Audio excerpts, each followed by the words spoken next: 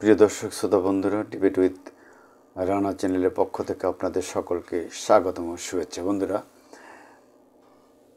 শেখ হাসিনার পতন অর্থাৎ স্বৈরাচারের পতনের বিএনপি জামাত সহ সকল পক্ষে ঐক্যবদ্ধভাবে আন্দোলন করলেও নির্বাচন ও আন্দোলন পরবর্তী সময়ে হাসিনার পতনের পরে কিছুটা বিরোধ দেখা দেয় পরিষ্কারভাবে জামাত এবং বিএনপির মধ্যে।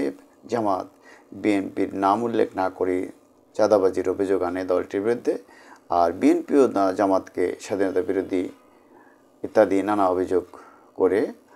আবার নির্বাচন প্রশ্ন জামাত তত্ত্বাবধায়ক বা অন্তর্বর্তী সরকারকে যথেষ্ট সময় দিতে চাইলেও, যৌক্তিক সময় দিতে চাইলেও বিএনপি দ্রুত নির্বাচনের দাবি জানিয়ে আসছিল। কিন্তু সম্প্রতি আবার বিএনপি এবং জামাতের বক্তব্যে একটা মিল পাওয়া যায় উভয়ই সরকারের প্রতি।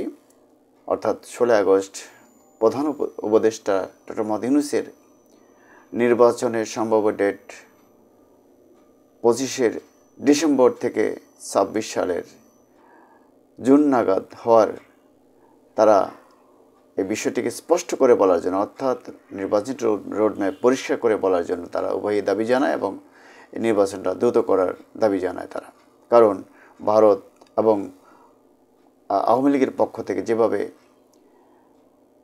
হিন্দু নির্যাতন সহ নানা বিষয়ে অভিযুক্ত করে তত্ত্বাবধায়ক সরকারকে, অন্তর্বর্তী সরকারকে তারা দেশটাকে একটা অস্থিতিশীল করার চেষ্টা করছিল, এবং বিশেষ করে ভারতের পক্ষ থেকে নানাভাবে অপপ্রচার চালিয়ে সীমান্তে, বাংলাদেশের সীমান্তে চড়াও হয়ে, আমাদের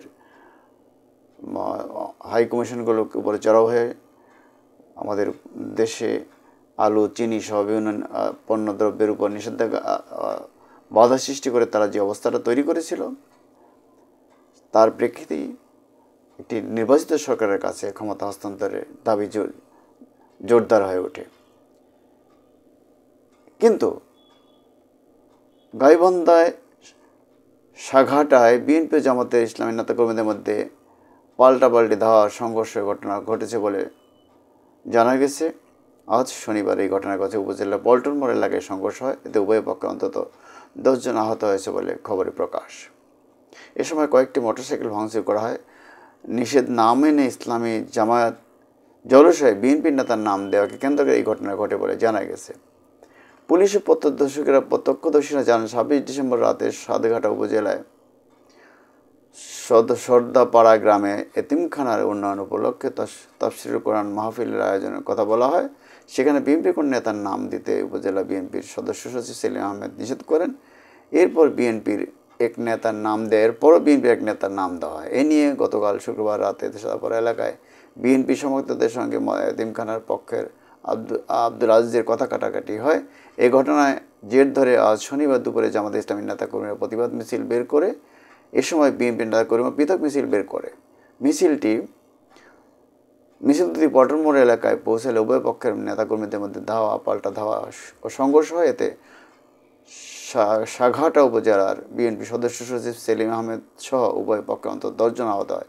আহত ব্যক্তিদের মধ্যে 6 জনকে বগুড়া শহীদ জিয়াউর রহমান মেডিকেল কলেজ হাসপাতাল ও গাইবান্ধা জেনারেল হাসপাতালে ভর্তি করা হয়েছে।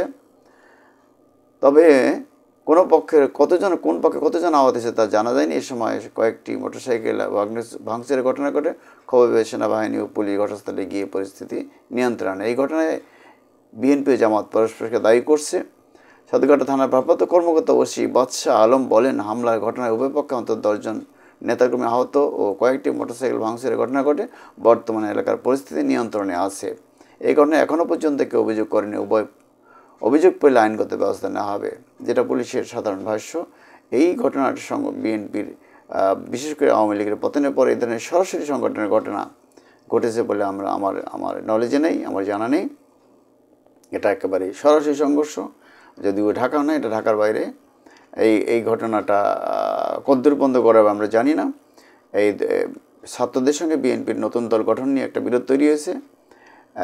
সরকারের সহযোগিতায় নতুন একটি দল হতে যাচ্ছে বলে বিএনপি মনে করে। বিএনপি অলরেডি তার সমমনা দল এবং 12 দলীয় সমমনা দলের সাথে বৈঠক করেছে। আরও তাদের জাতীয় ঘটনার অর্থাৎ শেখ হাসিনার বিরুদ্ধে আন্দোলনরত দলগুলির সঙ্গে বিএনপি ব্যাপারে বৈঠক করবে।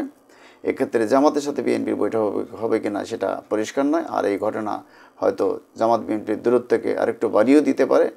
তবে সামগ্রিক পরিস্থিতি নিয়ন্ত্রণে থাকার কথা বলা হলেও এ বিষয়ে যথেষ্ট শঙ্কা তৈরি হয়েছে।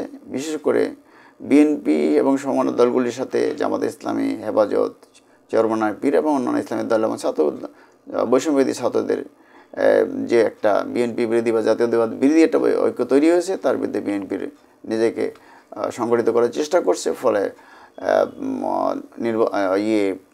আন্দোলনকালীন যে ঐক্যটা তৈরি হয়েছিল সেটা কথায় তারা এক অভিন্ন থাকার কথা বললো, কার্যত ভেতরে নির্বাচনকে সামনে রেখে একটা বিরোধ তৈরি হয়েছে বলে আমরা দেখতে পাচ্ছি। এবং আগামী নির্বাচন নাগাদ এই বিষয়টা কর্তব্য করবো আমরা জানি না, এবং ঠিক কবে নির্বাচন হবে সেই বিষয়টা এখন পর্যন্ত পরিষ্কার নয়। আশা করি সমগ্র বিষয়গুলো আগামী কয়েকদিনের মধ্যে অত্যন্ত পরিষ্কার হবে এবং হয়তো প্রধান উপদেষ্টা শীঘ্রই নির্বাচনে একটি সুনির্দিষ্ট ডেট ঘোষণা করবেন। খোদা হাফেজ। বাংলাদেশ জিন্দাবাদ।